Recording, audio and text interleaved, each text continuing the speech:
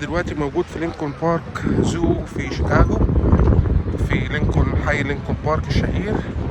ودي المفروض من الزوز المجانية القليلة جدا اللي موجودة في أمريكا لغاية دلوقتي. فدي بتبقى فرصة كويسة. انت لو انت جاي شيكاغو عايز تروح مكان مجاني تقدر تفسح فيه الأولاد، تيجي هنا، بس طبعا هتدفع باركنج فيز. قلنا نبدأ اليوم بشوية فرنش فرايز كده يدونا شوية طاقة، وبصراحة ايه يعني معمولين زي ما الكتاب بيقول.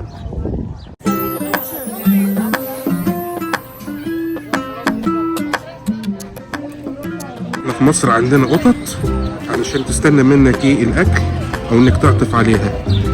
هنا في لينكولن بارك زو البط بيقوم بدور القطط.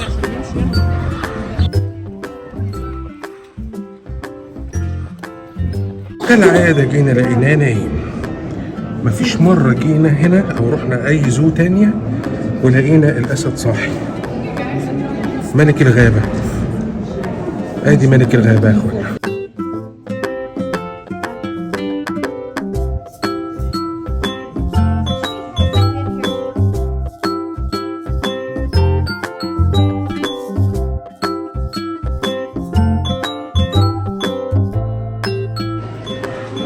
نظارات تأمل اللي هو بعدين بقى في الليلة دي، والناس دي بقى كل يوم بتيجي وتدوشنا. شوف الفلامينجو، والفلامينجو تشم ريحته من بعيد، يعني على قد ما شكله جميل على قد ما ريحته حاجة صعبة خالص. يعني هو ده مستر فلامينجو،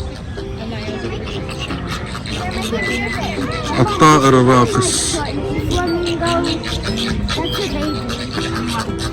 سبحانك يا رب. نزلت لهم السمك اهو اهو، تعملها الناحية التانية.